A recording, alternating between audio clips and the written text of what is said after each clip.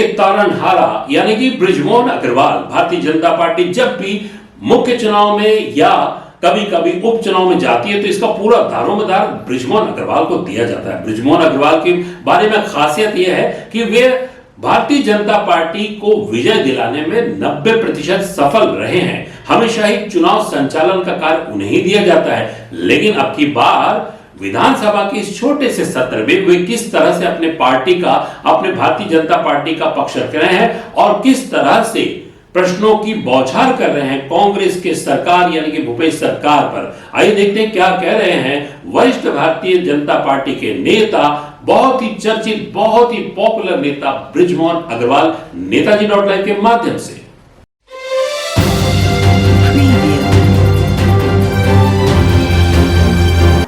देखिए, कल जब हम सदन में हनुमान चालीसा पढ़ रहे थे, श्री राम जय राम गा रहे थे, ओंकार का नाद कर रहे थे, तब माननीय मुख्यमंत्री जी ने स्वास्थ्य मंत्री जी को कहा कि इनके लिए रेबीज के इंजेक्शन बुलवा लीजिए, और स्वास्थ्य मंत्री जी ने कहा हाँ मैं बुला लेता हूं।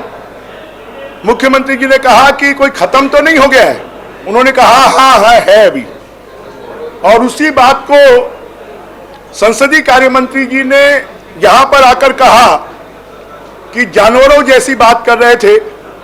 तो इस सदन में जो उन्होंने हमारे लिए कहा है, अगर उनके लिए भी उसकी आवश्यकता है, अगर वो भी वही हैं तो हम उनके साथी हैं।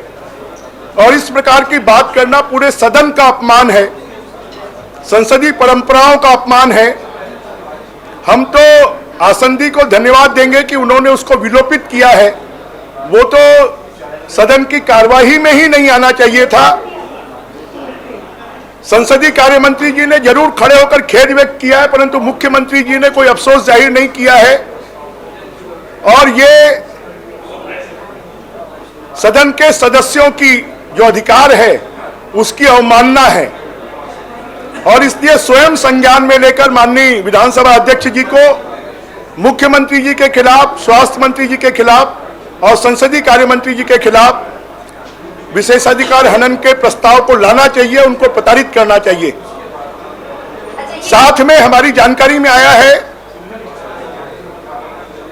कि पिछले सत्र के किसी एक मंत्री के प्रश्न को आधा घंटा चलाने के कारण विधानसभा अध्यक्ष जी को मुख्यमंत्री जी ने कुछ कहा सुनी की है, और उससे विधानसभा अध्यक्ष जी नाराज होकर कल से वो प्रश्नकाल में भी अपनी सीट पर नहीं आ रहे हैं। मैं सोचता हूं कि संसदीय इतिहास में इससे बड़ा कोई संसदीय परंपराओं का अपमान, उल्लंघन, लोकतंत्र की हत्या और कोई दूसरी नहीं हो सकती। और इसके ऊपर में निश्चित रूप से पूरे सदन को गंभीरता से विचार करना चाहिए, पूरे सदन को गंभीरता के साथ में चिंता करना चाहिए। आज हमने सदन में आंगनबाड़ी कार्यकर्ता, दैनिक वेतन भोगी, सहायक शिक्षक और 5 लाख से ज्यादा कर्मचारी, जिनको इन्होंने अपने जन घोषणा पत्र में वादा किया था कि उनकी मांगों को हम पूरा करेंगे, चाहे वो पुलिस के कर्मचारी हों, आज वो सड़कों पर उतरे हुए हैं। पूरे प्रदेश की प्रशासनिक व्यवस्था, कानून व्यवस्था ठप पड़ी हुई है, और इसको लेकर भी हम चाहते थे स्थगन में चर्चा हो, परंतु राज्य शासन कोई चर्चा नहीं करवाना चाहता। अब क्योंकि चला चली की बेला है, त्रिपुरा में, मेघालय में, नागालैंड में, यहाँ की जो अब मुख्यमंत्री जी को सोच लेना चाहिए कि वह विपक्ष के दल का जो बहुमत होना चाहिए वो भी उनके पास नहीं मिला है। तो आने वाले समय पर छत्तीसगढ़ में क्या हालत होने वाली है।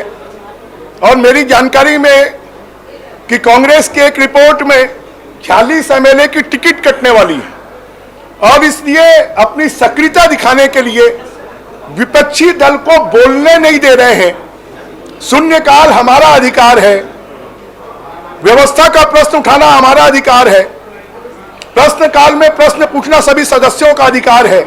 अगर उसको भी सत्ता पक्ष बाधित करता है तो मुझे लगता है कि छत्तीसगढ़ की विधानसभा का जो उच्च परंपराएं रही हैं उसको तोड़ने का काम और लोकतंत्र की हत्या का काम सत्ताधारी दल कर रहा है। आपने देखा किस तरह से अपने वक्तव्य के माध्यम से अपने अनुभव का इजहार कर रहे थे भारतीय जनता पार्टी के वरिष्ठ नेता पूर्व मंत्री बृजमोहन अग्रवाल। हमारे इस चैनल में बने रहने के लिए हमारे इस चैनल को लाइक करें, शेयर करें, सब्सक्राइब करें। नमस्कार।